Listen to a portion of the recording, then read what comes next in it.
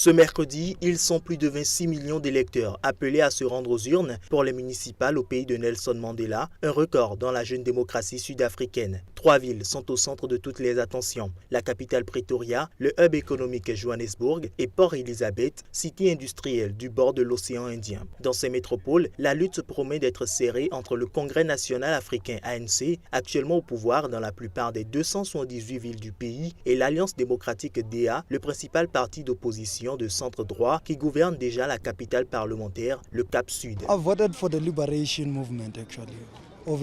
J'ai voté pour le Parti de la Libération, l'ANC, évidemment. Ils ont fait des choses et ils continuent d'essayer d'améliorer les choses, même s'il y a encore de la marge.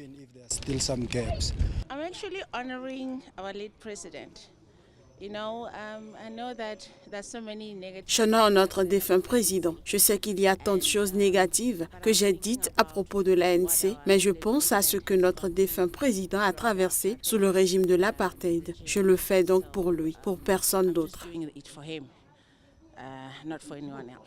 Tout au long de la campagne, l'opposition n'a pas hésité à utiliser le nom consensuel de Nelson Mandela pour convaincre les électeurs que l'ANC les a aujourd'hui trahis. En face, les cadres de l'ANC ont fait campagne ces dernières semaines pour rassurer leur électorat, mais c'est finalement un troisième parti qui pourrait jouer le rôle d'arbitre. Les combattants pour la liberté économique EFF, formation de gauche radicale, emmenée par le populiste Julius Malema. Les gens vivent dans des squats, dans des camps qui se multiplient. Rien ne s'améliore, la qualité de vie des gens reste la même. Peut-être que si on vote pour l'EFF, au moins on sait qu'ils sont au contact des gens ordinaires.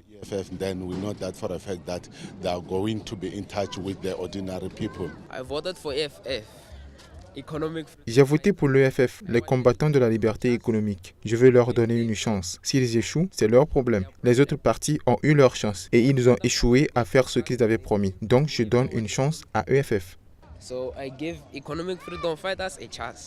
Comme dans plusieurs zones du pays, certains townships de la ville sont toujours privés des services publics de base comme l'eau ou l'électricité, accentuant le mécontentement des plus défavorisés qui jugent que trop peu de progrès ont été faits depuis la fin de l'apartheid. Les résultats dans les grandes villes devraient être connus d'ici jeudi matin. L'opposition pourrait l'emporter sur l'ANC dans plusieurs grandes villes pour la première fois depuis la fin de l'apartheid en 1994. Le président tunisien Béji Caïd Essebsi a chargé mercredi le ministre des Affaires locales dans le gouvernement sortant, Youssef Chahed, 40 ans, de former un cabinet d'union nationale.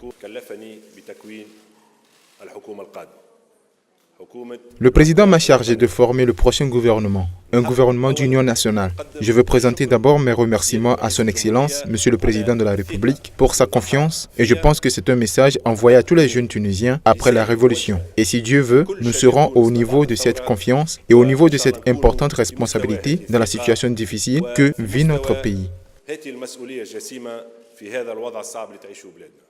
Youssef Chahed, qui a 30 jours pour former une nouvelle équipe au terme de la Constitution, a indiqué que les consultations à ce sujet débuteraient dans la journée. Ce sera un gouvernement politique, un gouvernement de compétences de jeunes, a-t-il poursuivi, en promettant que les femmes seraient mieux représentées. La désignation de Chahed intervient après que le Parlement a retiré samedi sa confiance au chef du gouvernement, Habib Ezid, tout juste 18 mois après sa nomination.